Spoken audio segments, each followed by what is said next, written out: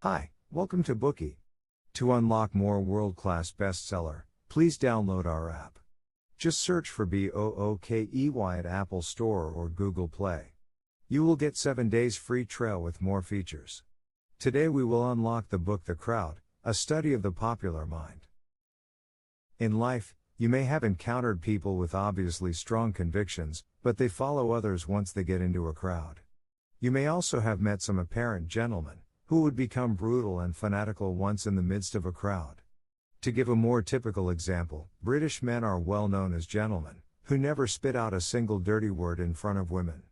However, they are also, deservingly so, known as football hooligans. The Heysel Disaster in 1985 is a classic case. In the European Cup final, Liverpool of Britain and Juventus of Italy met at the Heysel Stadium in Brussels.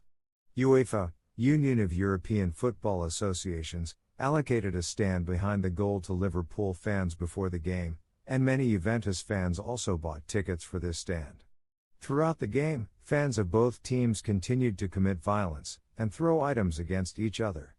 As there were not enough policemen in the stand to maintain order, the conflict escalated and eventually turned into a fight. The British football hooligans acted in an extremely manic and even brutal manner throughout the skirmish. They knocked down the barbed wire attached to the stand, held bricks and steel pipes, and strode to another stand to chase and beat the Juventus fans. There were 39 people killed, and over 300 injured in this conflict. This is the notorious Heysel Disaster in the history of football. On hearing this, you must be wondering why these British gentlemen became so brutal in an instant. What made them lose their minds and become football hooligans in public? By reading the book, you will find the answer. The author of this book, Gustave Lebon, is a famous French social psychologist and the founder of crowd psychology. He has published many works, such as The French Revolution and The Psychology of Revolution, The Psychology of the Great War, and The Crowd, a study of the popular mind. These works have contributed to the theory of psychology and anthropology, among which The Crowd is a milestone work in crowd psychology research.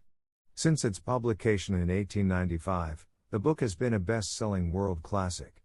It successfully predicted all psychological and political developments in the 1920s.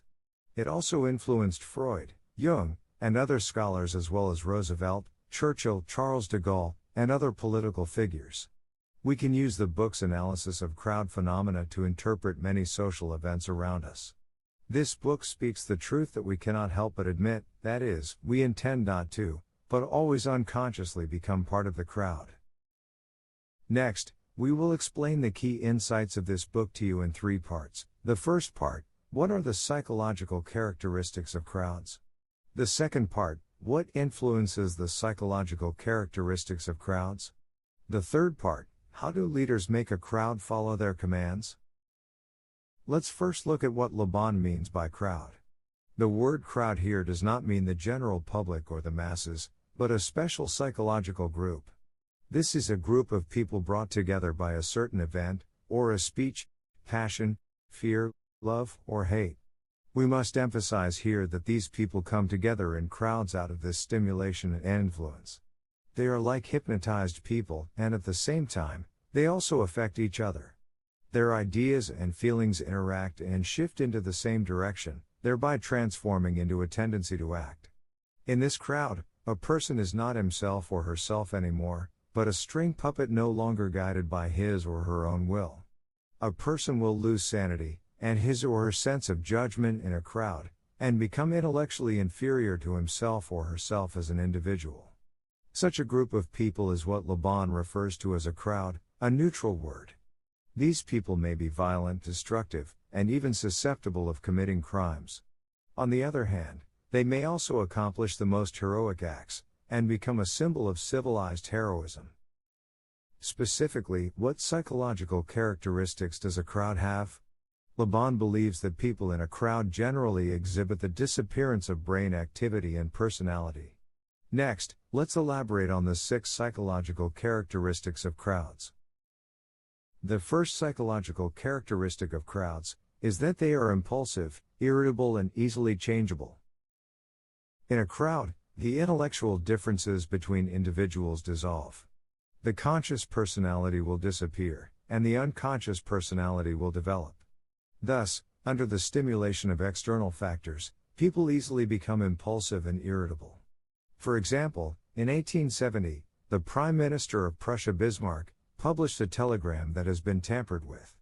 This was to convince the French that their ambassador had been insulted by William I. Before its publication, Bismarck even said to his colleague proudly, "This telegram will have the effect of a red cloth to the gall bulls." As a result, as expected, the French were tricked by the telegram. The media in Berlin and Paris released the telegram on July 14, which happened to be the French National Day. Frantic Frenchmen rushed to the streets, furiously calling for war. 2 days later, the war fund was approved. On July 19, the Prussian ambassador to France received a declaration of war from the French Ministry of Foreign Affairs. We all know what happened next. The Franco-Prussian War broke out, and France was defeated. They had to cede their territory and pay indemnities. Ridiculously, a century later, there was another telegram about the French army's defeat in a battle in Lang Son, Vietnam. After being overinterpreted by the French media, it triggered a butterfly effect, which directly led to the overthrow of the then cabinet. Of course, the degree of irritability and emotional impulsiveness vary between different crowds. For example, compared with the impulsive and irritable French, the British were much more moderate. Although the British also suffered a devastating blow during their expedition to Sudan's Khartoum, this did not cause great disturbance in Britain, but only a slight anger among the people. The British government was not affected, and almost no government officials were blamed. The second psychological characteristic of crowds is that they are readily influenced by the suggestions of others. Given that crowds are always in a state of unconsciousness, and they lack rationality and judgment, they are easily influenced by the suggestions of others.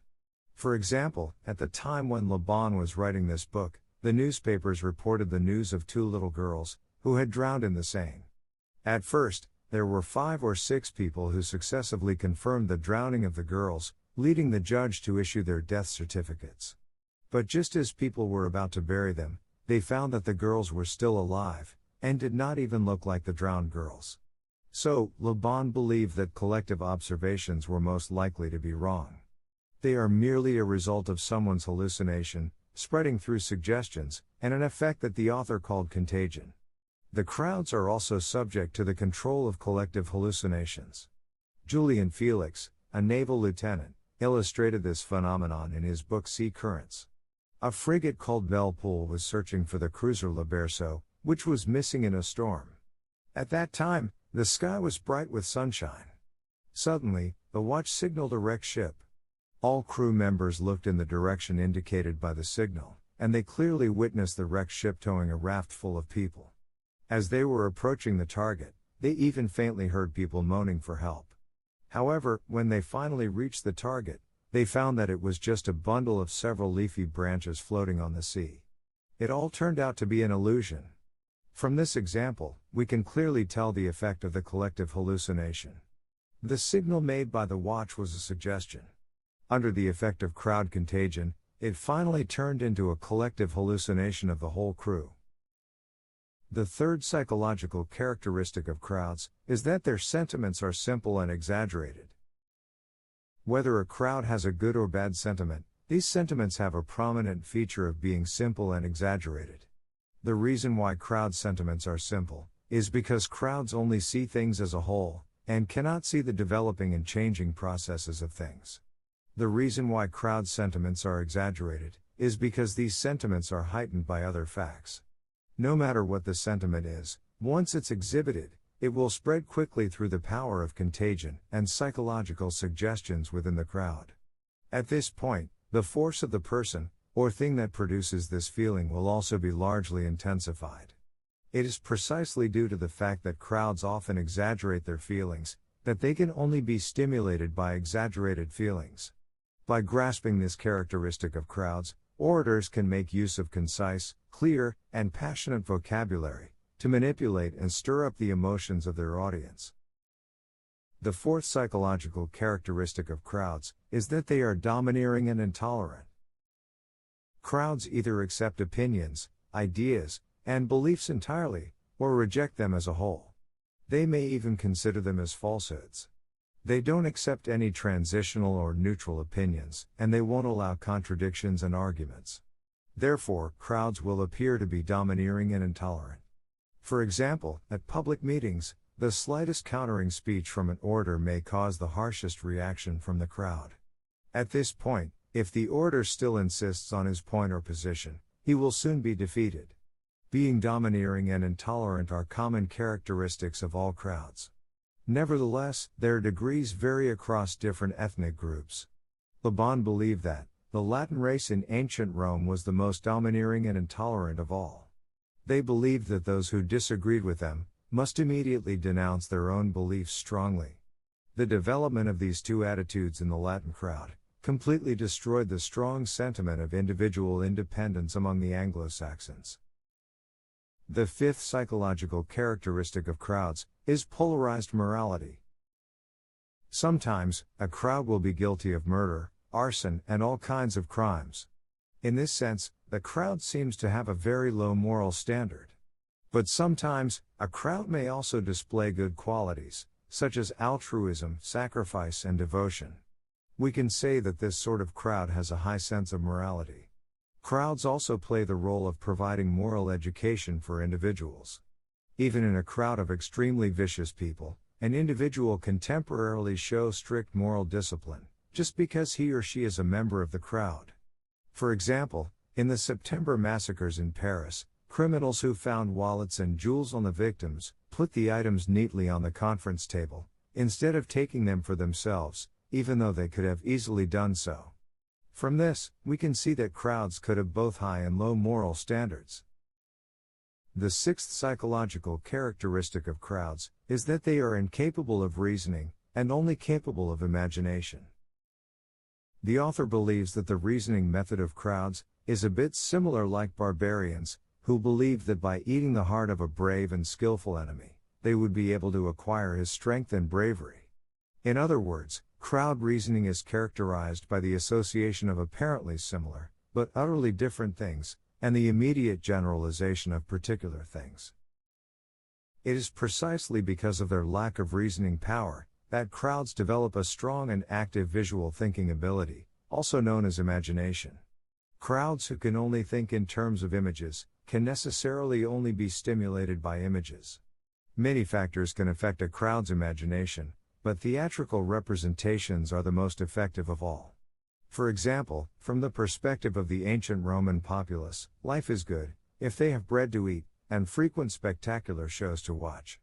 Even if reality is not so good, theatrical representations can put them into an imagination of a good life. It is exactly because crowds do not reason but only imagine, that they only accept concepts that are concise, clear, and easy to understand. Alright, we've just went through the content of the first part. There are 6 aspects of psychological characteristics of the crowds. The first one is that they are impulsive, irritable, and easily changeable. The second one is that they are readily influenced by suggestions of others. The third one is that their sentiments are simple and exaggerated. The fourth one is that they are domineering and intolerant. The fifth one is that they may have both high and low moral standards. And the sixth one is that they are incapable of reasoning, but only capable of imagination. We have talked about the 6 psychological characteristics of crowds, but why do they have these psychological characteristics? This is what we are going to talk about next. Today we are just sharing limited Bookie. To unlock more key insights of world-class bestseller, please download our app. Just search for BOOKEY at Apple Store or Google Play. You will get 7 days free trial with more features.